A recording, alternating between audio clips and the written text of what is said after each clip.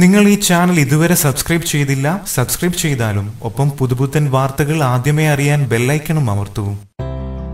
നടി ആക്രമിക്കപ്പെട്ട കേസിൽ ആലുവ ജയിലിൽ കഴിയുന്ന ദിലീപിന് ലഭിക്കേണ്ടിയിരുന്ന സിനിമകളിലേക്ക് ജയറാമിനും ജയസൂര്യയ്ക്കും ക്ഷണം. ജയിലിലായ ദിലീപ് ഉടനെ പുറത്തിറങ്ങില്ലെന്ന സിനിമ മേഖലയിലും ചർച്ചകൾ സജീവമായതോടെയാണ് സംവിധായകർ ഇത്തരം തീരുമാനത്തിലേക്ക് കടന്നതെന്നും കരുതപ്പെടുന്നു. ഹൈക്കോടതിയിൽ ജാമ്യം നിഷേധിക്കുകയും ജയിൽവാസം നീളുകയും ചെയ്താൽ ദിലീപിന്റെ ജനപ്രിയ പട്ടം ജയറാമിനും ജയസൂര്യയ്ക്കുമായി തുറക്കപ്പെടും. ദിലീപിന് നൽകിയ ഡേറ്റുകൾ കഴിയുന്നതും ദിലീപ് കേട്ട കഥകൾ പുറത്താകുന്നതുമെല്ലാം ഭയക്കുന്ന അണിയർ പ്രവർത്തകർ നേരത്തെ തന്നെ പകരക്കാരെക്കുറിച്ച് ആലോചനയിലായിരുന്നു. ദിലീപിന് ലഭിച്ച റോളുകളിൽ 2 ജയസൂര്യയിലേക്കും 1 ജയറാമിലേക്കുമാണ് കൈമാറ്റപ്പെട്ടിരിക്കുന്നത്. ദിലീപിന് ജാമ്യം ലഭിച്ചാൽ പോലും ചിത്രങ്ങളുടെ സ്വീകാര്യത സംശയമാണെന്ന് പ്രശസ്ത പ്രൊഡക്ഷൻ കൺട്രോളർമാർ പറയുന്നു. ദിലീപിന്റെ ചിത്രം പ്രദർശനത്തിയാൽ തിയേറ്ററിൽ ഉൾപ്പെടെ ആക്രമണ ഭീഷണി ഉണ്ടാകുമെന്നും തിയേറ്റർ ഉടമകളും സംശയിക്കുന്നുണ്ട്. വർഷങ്ങളായി സിനിമ ഫീൽഡിൽ നിന്നും മാറി നിന്ന് ജയറാമിലേക്ക് ഇനി നിരവധി റോളുകൾ ചെല്ലുമെന്ന് തീർച്ച. നടൻ എന്ന നിലയിൽ ദിലീപിനെ കേവലം മിമിക്രി ആർട്ടിസ്റ്റിൽ നിന്നും ഉയർത്തി പ്രധാന പങ്കുവഹിച്ച ആളാണ് ജയറാം.